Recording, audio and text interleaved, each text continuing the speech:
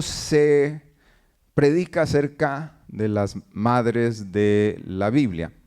Y creo que hay mucha lección que aprender de específicamente las madres bíblicas.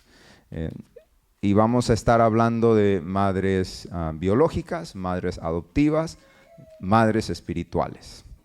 ¿Okay? Porque hay madres biológicas, madres adoptivas y madres espirituales.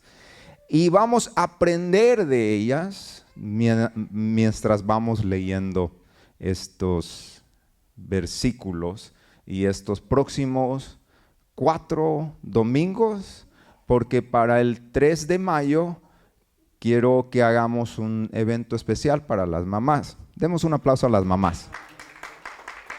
¿Okay?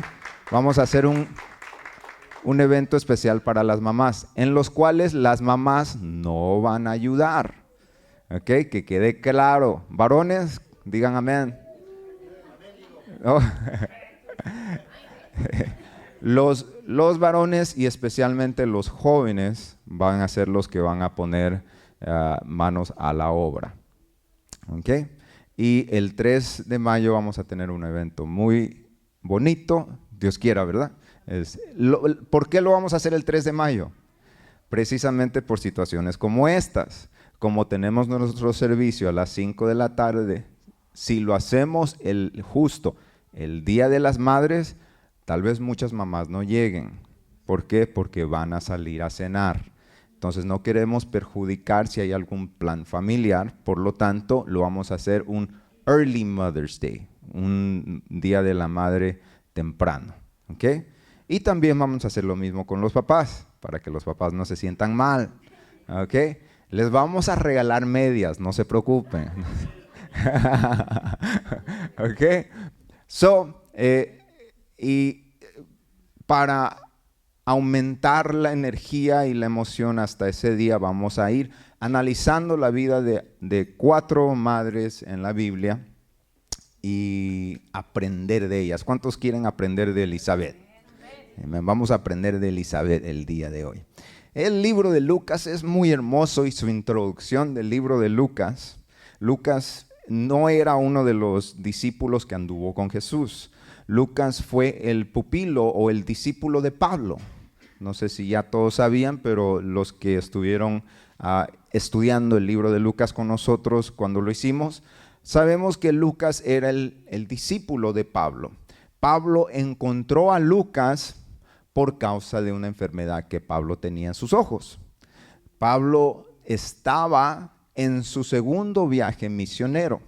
En su primer viaje misionero, Pablo viajó estableciendo iglesias. Cuando él viajó estableciendo iglesias, llegó hasta Asia. Llegando a Asia, cuando llega, decide regresar visitando todas las iglesias que había sembrado, porque él era misionero. Cuando él regresa visitando todas las iglesias que había sembrado, entonces se enferma mucho de los ojos, que se cree que era de los ojos.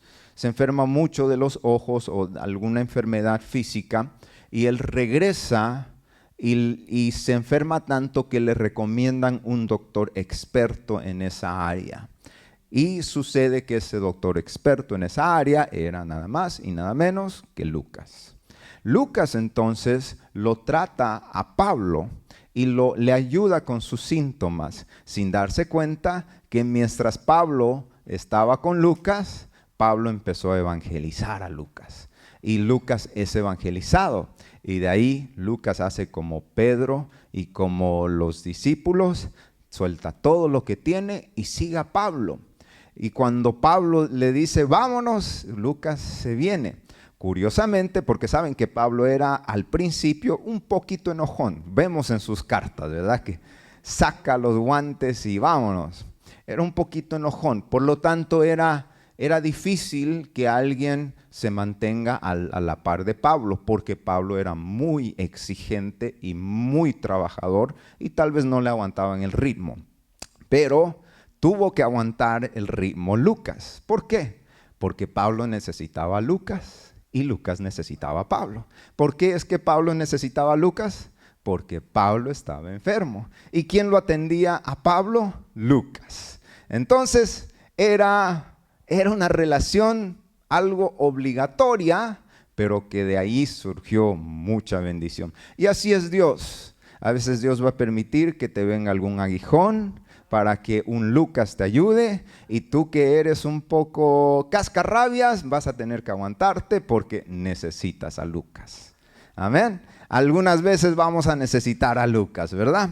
Y Pablo necesitaba a Lucas, y entonces Lucas empezó a viajar. Curiosamente, miren lo sabio que es Dios. Curiosamente, en las cárceles romanas no se permitían que alguien viva con el prisionero, a no ser que tenga una enfermedad grave y sea su doctor. Curiosamente, Lucas era su doctor de Pablo, y Pablo tenía una enfermedad grave. Por lo tanto, Lucas pasó muchas cárceles al lado de Pablo, y así Lucas le ayudó a Pablo a escribir muchas de sus cartas que conocemos, y que también hay algunas que no conocemos, porque hay algunas que se han perdido. Por ejemplo, hay una tercera de Corintios que no conocemos. ¿Okay? Entonces ahí en esa obligación es que Lucas empieza a ser el pupilo o el discípulo de Pablo, y después de algunos años Pablo muere. Y cuando Pablo muere, Lucas queda completamente convencido del evangelio y dice: yo voy a regresar a todos los lugares donde estuvo Jesús, y voy a entrevistar a los que siguen vivos, y voy a documentar todos sus testimonios. Y así es como tenemos ahora nosotros el evangelio de Lucas. Miren qué perfecto es Dios, ¿verdad? Tú nunca sabes cuando tus debilidades te van a acercar a la persona que va a seguir llevando a cabo tu llamado, tu ministerio.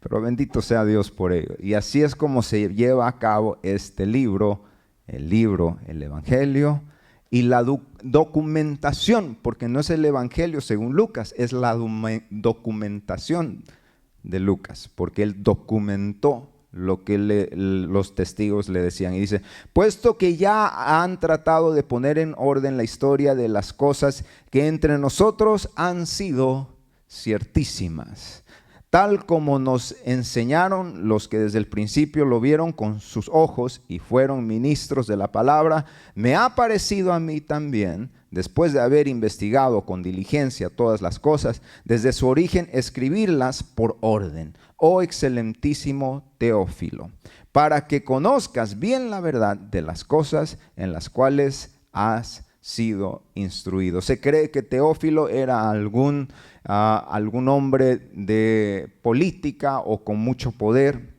en el área, y que tal vez tenía alguna potestad de dar libertad a algunos cristianos que estaban en la cárcel. Por lo tanto, él ya estaba convertido, pero Pablo quería convertirlo aún más, y con ese propósito únicamente escribe el libro de Lucas. Imagínense, con ese propósito. Por eso dice: para que tú sepas y conozcas bien la verdad de las cosas las cuales se te han sido instruidas. Y el libro de Hechos sabemos que es simplemente Lucas número 2, ¿verdad? Que es la continuación del libro de Lucas. Dice aquí las cosas que para entre nosotros han sido ciertísimas. Siempre me ha llamado la atención cómo Lucas dice aquí que han sido ciertísimas. O sea, ciertísimas. No han sido ciertas, han sido ciertísimas. Y Lucas dice esto porque está convencidísimo. Y esa no es una palabra correcta, pero la palabra ciertísima tampoco es correcta. No es gramaticalmente correcta. Lucas está convencidísimo de que Jesús murió y resucitó al tercer día, y gracias a su muerte y su resurrección tenemos el poder que tenemos el día de hoy. Él estaba súper, mega, ultra convencido de eso, y por eso es que él dice que entre nosotros han sido ciertísimas estas cosas. Y nosotros el día de hoy estamos aquí como testigos de que estas cosas que escribió Lucas para nosotros también son ciertísimas. ¿Por qué? Porque gracias a lo que hizo Jesús en la cruz del Calvario, nosotros ahora tenemos una relación con Dios y somos libres de nuestros pecados, somos sanos, somos libertados de nuestras opresiones. son ciertísimas. Estas cosas que están escritas en este libro son ciertísimas para nosotros. Para mí son ciertísimas. Amén. Y dice, hubo en los días de Herodes, rey de Judea, un sacerdote llamado Zacarías de la clase de Abías. Su mujer era de las hijas de Aarón. O sea que Aarón era literalmente el primer sumo sacerdote. Y del linaje de ese primer sumo sacerdote, que fue el hermano de Moisés, de ese mismo linaje viene Elisabet. Miren esa realeza de sacerdocio, ¿verdad? Miren, dice de la clase de Abías. Abías fue el sacerdote que puso en el templo para adorar a Dios David. David lo puso en el templo. Entonces, estas dos personas vienen de una genealogía de realeza sacerdotal. O sea, estamos hablando de sacerdotes de generación en generación en generación.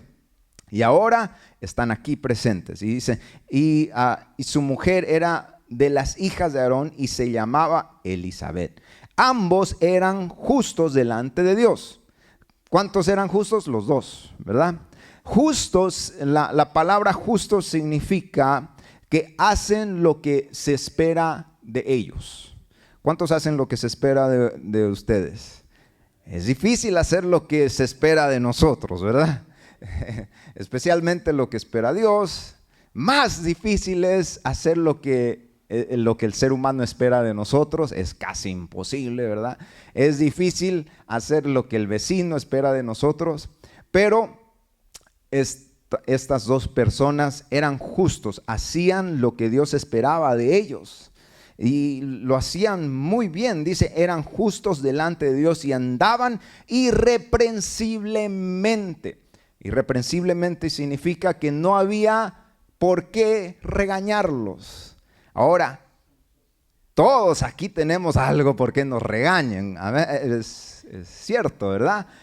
Todos tenemos aquí algo por lo cual nos pueden regañar. Estas dos personas eran irreprensibles. No había nada que los puedan encontrar para regañarlos o para llamarles la atención.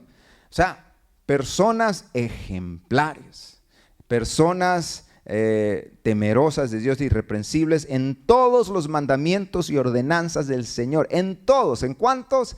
En todos. Todos nosotros hemos pecado alguna vez. Estos dos eran irreprensibles en todos los mandamientos, pero no tenían hijos. No tenían hijos porque Elisabet era estéril y ambos eran de edad avanzada. Dice que no tenían hijos, o sea, hacían todo bien, pero aún no tenían hijos. Para la mujer judía en esta época, tener hijos era lo máximo. Salud. Para la mujer judía en esta época, tener hijo era lo máximo. No, eso es lo que anhelaban más. Entonces, se portaba bien, honraba a Dios, pero no tenía hijos. Pero se portaba bien y honraba a Dios. Y a veces es curioso porque, y no es curioso, perdón, es de admirar a esta mujer, porque a pesar de que no tenía lo que, yo estoy seguro que Elisabet le rogó a Dios por un hijo. Yo estoy seguro que le rogó a Dios por un hijo porque era el mandato para todos los judíos tener hijos. En esta época hay oportunidad de adoptar todo, pero en esa época era algo muy, muy preciado, como lo es ahora, pero en esa época la comunidad era cruel con aquellas que no podían tener hijos. Entonces, ella, estoy seguro que le rogó a Dios miles de veces para poder tener un hijo. Y no podía tener un hijo. Y como no podía tener un hijo, se portó muy mal. Porque Dios no le daba lo que ella quería. Y como Dios no le daba lo que ella quería, entonces se fue para el mundo para demostrarle a Dios de que ella se iba a portar mal porque Dios no le cumplía sus peticiones. No, ¿verdad? No, en lo absoluto. Y aquí es donde es necesario aprender de Elizabeth. Elizabeth era una mujer que amaba a Dios, aunque Dios no le dé lo que pedía. Dios estaba tomando su tiempo con la respuesta. Elizabeth amaba tanto a Dios que aunque Dios no le dé lo que ella pedía, ella igual estaba dispuesta a honrar a Dios y ser irreprensible. Su nivel de excelencia y de amor a Dios no disminuyó el momento en que se enteró de que no iba a tener hijos. Y eso es una de las lecciones que podemos tener de parte de Elizabeth. Honrar a Dios aunque no me dé lo que le pido. Ahora mi pregunta es, ¿estás dispuesto a honrar a Dios? Hagamos de cuenta que Dios te da todo lo que tú le pides. Todo lo que tú le pides. ¿Cómo le servirías a Dios? No, yo hago marometas, danzo en todos los servicios, no me pierdo un servicio, voy a ayunar, voy a orar, hago todo lo que Dios quiera si me da todo lo que yo le pido. Ahora, hagamos de cuenta que no te da nada de lo que tú le pides. ¿Igual estarías dispuesto a adorar a Dios de la misma forma? ¿A cantarle a Dios de la misma forma? ¿A evangelizar de Dios de la misma forma? ¿A servir a Dios de la misma forma? Eso es lo que hizo Elizabeth. Elizabeth hizo un pacto con Dios de servicio cuando empezó su carrera de sacerdotisa en el templo. Ella hizo un pacto con Dios y cuidó ese pacto, aunque Dios no le dé lo que ella estaba pidiendo. Y eso es muy necesario aprender de Elizabeth, que a veces va a parecer que Dios no nos va a dar lo que le pedimos. Y si me lo da, gloria a Dios. Y si no me lo da, Él sigue siendo digno de mi adoración, Él sigue siendo digno de mi alabanza, Él sigue siendo digno de que yo le sea fiel, que le guarde los mandamientos. Lamentablemente yo he conocido personas que cuando Dios no le da lo que le está pidiendo, como que quieren vengarse con Dios. Quieren vengarse con Dios, ¿verdad? Y a veces vemos esa situación y sale peor la cosa. Pero ahora estamos aprendiendo de Elizabeth y vamos conforme a los pasos de Elizabeth. Es muy importante que aprendamos de Elizabeth, porque no quisiera nunca que en la iglesia se forme una cultura machista donde aprendemos solo de los varones, cuando tenemos tanto que aprender de las mujeres en la Biblia. Hermanas, le va a ir bien este mes. Okay. Esa es una de las lecciones. Servir a Dios aunque no me dé lo que yo le pido. Aunque no me dé lo que yo le pido. Y yo creo que Elizabeth, 20 años, no tuvo hijos. A los 20 dijo, yo igual voy a servir aunque no me dé lo que yo le pido, pero a lo mejor me los da a los 30. A los 30 llegó y dijo, está bien, estoy un poco avanzadita de los 20, pero igual puedo tener hijos, pero igual le voy a servir a Dios aunque no me dé lo que yo tenga, pero a lo mejor me los da a los 35. Llegaron los 35, llegaron los 40, llegaron hasta los 50 y aún no tenía hijos. Y en los 50 entonces empezó a dudar que si Dios alguna vez le fuera a dar hijos. Tal vez llegó hasta los 60 años de edad Elizabeth. Y cuando llegó a más o menos a esa edad, en algún momento ella se dio cuenta, ya no puedo tener hijos. Y cuando llegó al momento en que se dio cuenta, aquí el escritor dice, y ambos eran de edad avanzada. Entonces el escritor, el autor de este libro, añade este detalle para dar a conocer al lector de que ya humanamente las posibilidades de tener un hijo se habían acabado. Ya no existían las posibilidades. Según la naturaleza humana, estos dos no pudieran poder tener hijos, disculpen la redundancia. No iban a poder tener hijos según las reglas de la naturaleza humana. Entonces Dios permite que se agoten las posibilidades de la naturaleza humana. pero sabemos que no se agotan las posibilidades de Dios. Y lo que es más especial, Dios le gusta que se agoten las posibilidades humanas para que cuando surja el milagro nadie diga que fue la naturaleza. Todos digan que fue Dios. Dios es tan bueno que a Él no le gusta que la naturaleza, Él dice que Él no comparte su gloria con nadie, y si ve que hay una posibilidad de que alguien diga, oh, es porque yo hice tal cosa, Dios elimina las posibilidades. Y cuando ve que tal vez se pueda decir, oh, es que fue la naturaleza, mentira del diablo, no fue la naturaleza, fue Dios. Fue Dios. Fue Dios. Y Dios le gusta que se agoten las posibilidades, como lo hizo con su amigo que se murió, ya me olvidé, ¿cómo se llamaba? No. Lo hizo con Abraham. Bueno, cuando me acuerde, el que salió de la tumba. Lázaro, con Lázaro. ¿Qué pasó, teólogos? ¿Qué pasó? A Él le gusta que se agoten las posibilidades para que cuando salga Juancito el Bautista, nadie diga tardó. No. Juan no tardó. Juan era un milagro. Y Dios le gusta que se agoten las posibilidades. Entonces, vemos, dice, conforme a la costumbre, ya estaban de edad avanzada. No había posibilidades, se agotaron las posibilidades para Elizabeth y para Zacarías de poder tener hijos, y justo cuando se agotan, cuando se cumple el reloj y dicen no hay tiempo para más, entonces Dios dice, este es el momento en que yo entro en acción. Porque no es Dios si tú puedes hacerlo, es Dios cuando tú no puedes hacerlo.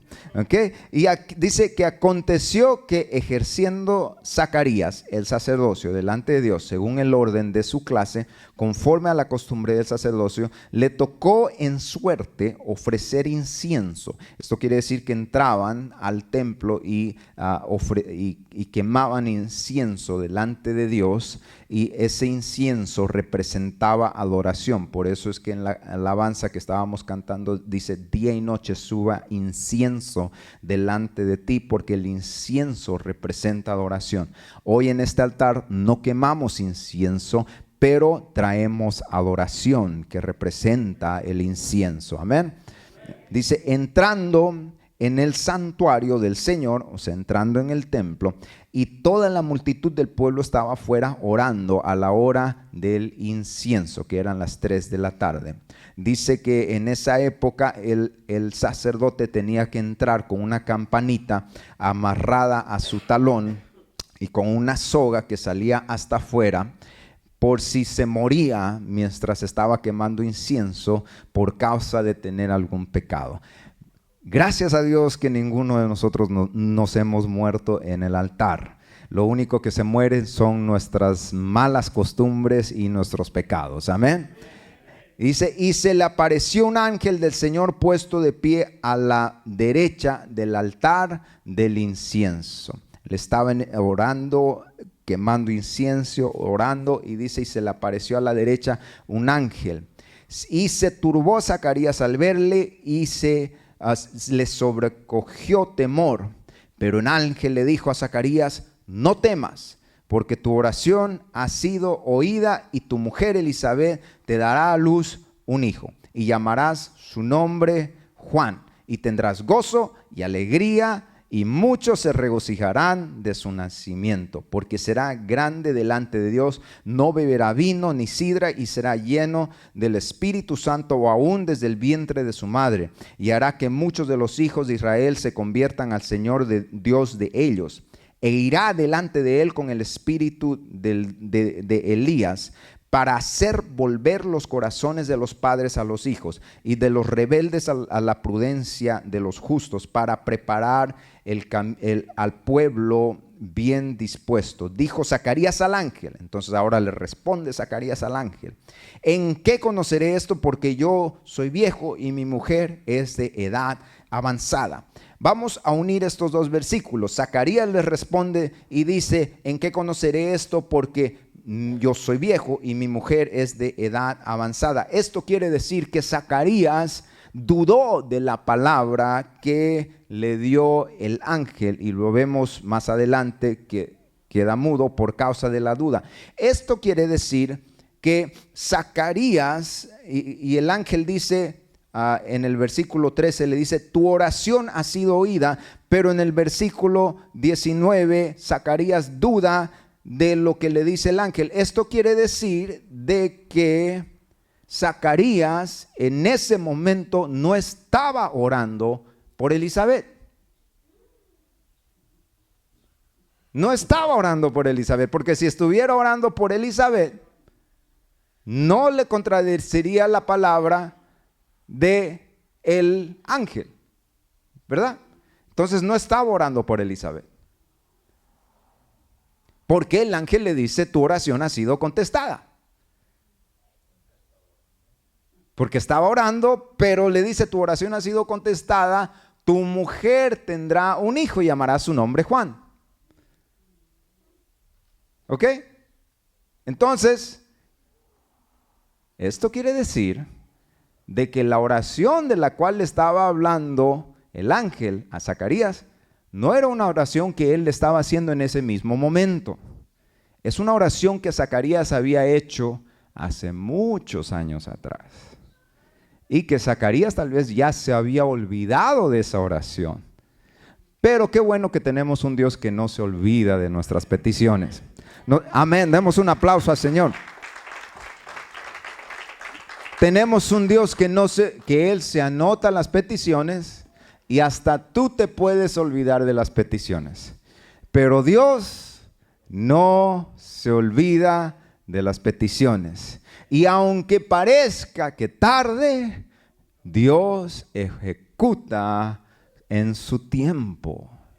¿En qué tiempo? En el tiempo de Dios. Vivimos en un momento en la existencia donde si el microwave tarda más de 1 minuto para que mis palomitas estén, lo cambio al microwave para que se le pase, ¿verdad? Nos gusta todo rápido. La razón por qué la hamburguesería In-N-Out se hizo tan famosa no es solamente porque es la mejor hamburguesa de Estados Unidos, sino porque es rápido. Lo hacían rápido. Ahora no vaya en viernes, ¿verdad? Si va en viernes no es rápido. Eso está lleno hasta el tope. Pero usualmente es rápido. Era entrada por salida. ¿Por qué? Porque en esta época a nosotros todos nos gusta rápido.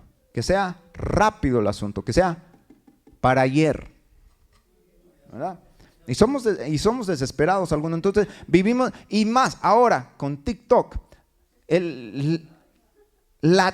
Si no me entretiene en 1 segundo, lo paso el video, ¿verdad?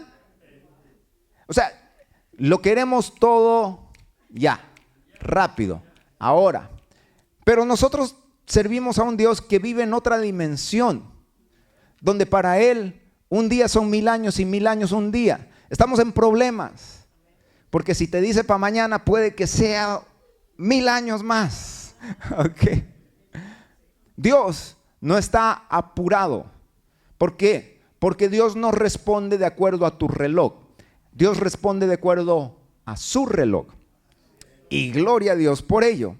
Porque Elizabeth tal vez quiso que Dios le responda cuando ella quería que Dios le responda. Pero Dios le respondió cuando él pensó que fuera conveniente que Dios le responda.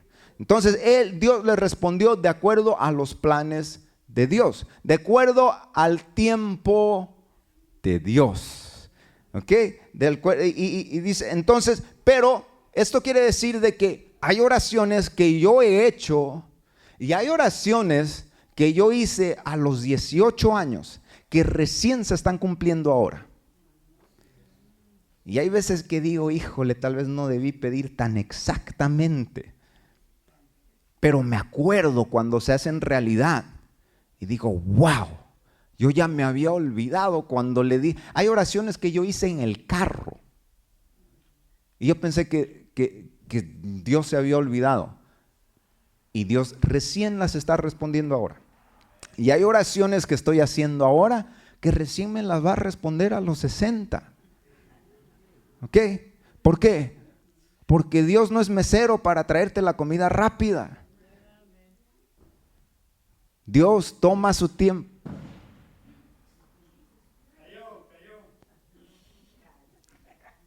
¿Qué fue eso? ¿Un cohete? Sí, ok. Digo, con este asunto de Irán y toda la cosa, ¿verdad? Que sea rápido porque no quiero sufrir. ¿Verdad? Si nos vamos, nos vamos. Es más, si alguno no está preparado aquí, pase al altar. Okay.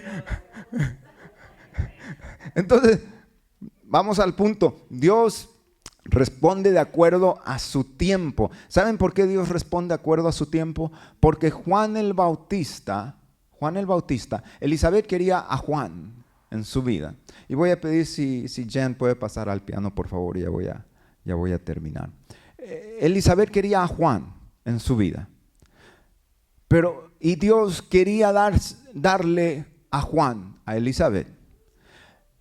Y Dios no estaba mezquinándole a Juan.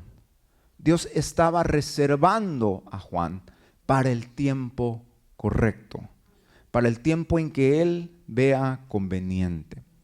Y a veces nosotros tenemos que entender de que no es que Dios nos ignore, sino que Dios está reservando a Juan para el tiempo diseñado. Porque si hay un propósito divino en Juan, también hay un tiempo divino en Juan. Vamos a repetir todos eso para que se nos quede grabado. Y si hay algún mensaje que te llevas el día de hoy, quiero que te lleves este mensaje.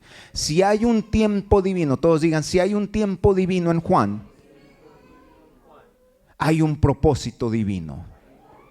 Y si hay un propósito divino, también hay un tiempo divino. Tiempo divino, tiempo de Dios. Tiempo de Dios, no es mi tiempo, no es tu tiempo, no es tiempo de nadie, es el tiempo de Dios, porque Juan es provisión divina de Dios. No es provisión de la naturaleza, no es provisión de un accidente, no, es provisión divina de Dios. Y cuando las cosas son provisión divina de Dios, vienen de acuerdo al tiempo divino de Dios, de acuerdo a lo que Él tiene pensado. ¿Por qué? Porque Juan tenía que llegar un año antes que Jesús. Y Jesús no iba a llegar tarde. Miran lo exacto que tenía que ser el nacimiento de Juan. Tenía que ser exacto para que cuando María se encuentre con Elizabeth, Elizabeth sea llena del Espíritu Santo. Y Juan sea lleno del Espíritu Santo en el vientre. Por eso es que nosotros los cristianos pensamos y creemos de que un bebé en el vientre es una persona viviente, porque Juan recibió el Espíritu Santo en el vientre. Si no fuera persona, no recibe el Espíritu Santo. Juan recibió el Espíritu Santo en el vientre. Entonces, Juan tenía que llegar justo en el tiempo exacto. No podía llegar antes, no podía llegar después. Yo no sé cuántas veces nosotros hemos pensado que Dios se ha olvidado de nuestra petición. Pero el día de hoy estoy delante de ti para recordarte que Dios no se adelanta ni se atrasa. Dios tiene un tiempo perfecto. Voy a pedir que nos pongamos de pie, bajemos las luces de atrás. Dios tiene un tiempo perfecto.